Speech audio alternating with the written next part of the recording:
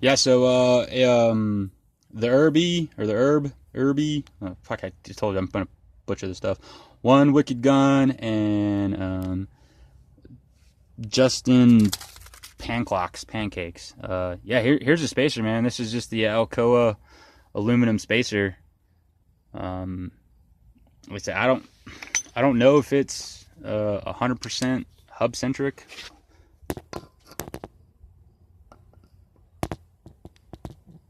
So that's the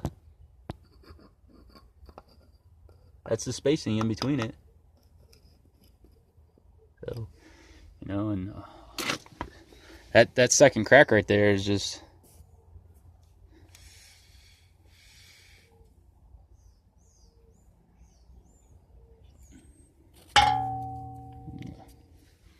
doesn't look like it goes all the way through. I've never taken this stuff off. You can tell where it looks like they did a bit of servicing either on the rotor, replaced the rotors, or did something on the previous two owner, and they tarred the living heck out of it. They smacked it with it.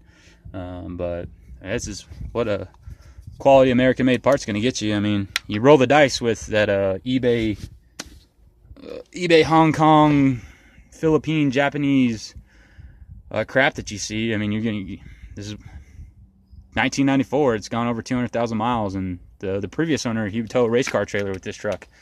And I've gone well over 5,000 miles, with this lift kit and tires on this truck. So this is, I don't got any, haven't run into any problems. I know I'm gonna run into problems when I got to replace the rotors, but I mean, that's how far it sticks out on the hub. It pretty much goes all the way to the hub. It's the exact same on the rears too. They're I don't know if they're a little bit longer. I don't think so, but what I was talking about on the rear, so it's the spacer, and then there's two quarter-inch spacers. I put the inner dual on, and then I put two quarter-inch spacers, and I put the outer dual on. But this is what it is. I've been looking to try and find a company that makes these, so I can put new ones on. And people say you got to get in there with a thin wall socket, but I don't think a thin wall socket's going to get in there. I think you got to do a nut on, and then another nut, and then back out the inner one, and then eventually you can get onto that. But this is what it's been running for, all its whole entire time. No real issues. So if you guys got any questions, like I said, I just remembered I had my little travel tool bag that I carry with me, and decided to take a tire off. Spend a couple more minutes and make you guys the videos you're asking for. This is what it is. Because on the rear, it still actually has the Alcoa little sticker stuck to it. So it's Alcoa spacers and Alcoa aluminum rims and inner steelies. So if you guys got any questions, continue to ask. I'll throw up another video, and I'll try and make a video when I go to replace these rotors. I want to put some new rotors on, and I'll make a video when I'm taking this off, and you guys can see the fight that I'll go through to get these things off. So if you have that, if you have a conversion truck from Centurion, however the heck you want to pronounce it, heat, you're probably going to need a little bit of heat. I'd be very careful with this aluminum.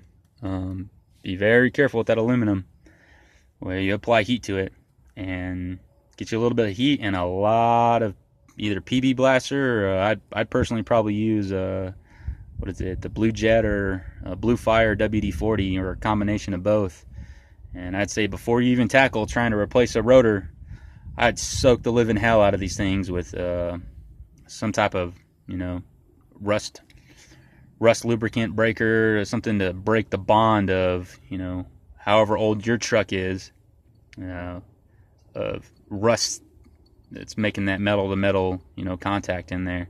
So, and then biggest thing after that, I'd anti-seize the crap out of those lugs. That's one thing I'm going to do, is I want to take the replace the hub, or replace the drum, and then, or replace the rotor, and then look at replacing the lug nuts, and then clean these things up, and then put some anti-seize on them. But like I said, that's I gotta have at least I want at least a good week to do this. So any problems I run into, and I don't got my second vehicle here. So, but here's your video. This is what the spacer looks like, and spacer to rotor. So I eventually want to go over to a new like 2016, 2017 front axle and rear axle, so I could get rid of the leaf springs and go to control arms and have disc brakes up front and do all that crazy conversion stuff, and then get rid of the spacers. So, but I mean, the good thing is if you got a truck like this and you did a conversion yourself, or if you find this stuff, that's really all it is you just put the spacer on and you get a dually bed and you're good to run. You're running a dually. But so what this tells me is it's the reason why my truck is only rated for 8,400 pounds.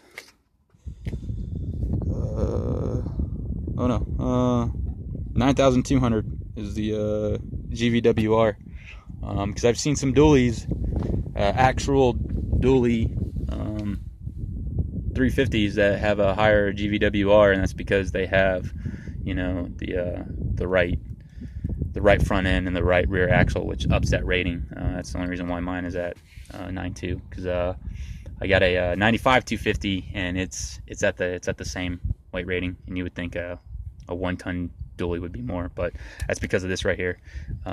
Even though it makes it look like a dually, it doesn't quite carry the same capacity or the weight rating to tow as a dually would. But here's your spacer for the ErBee, One Wicked Gun, and John Panclock, Pancook. I'm gonna keep butchering your name like that, man. So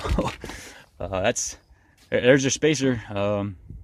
Say if you got any more questions, let me know. Yeah, I'm gonna get some fucking flack for, you know, oh, you got a jack under a truck. Yeah, hey man, I told you, I'll flirt with the devil. But let me know if you guys got any more questions. I'll do one of the rear. That one's tough. I don't got a socket. I actually had to use the factory little tire lug wrench tool, and then I'll put it all back on. But here's your video, man. Hope you like it. Ask any questions. It's really my 2 cents on it. A nut inside, and then a nut, and then back it off that way, so hopefully it breaks this. I don't know yet if it's reverse thread or standard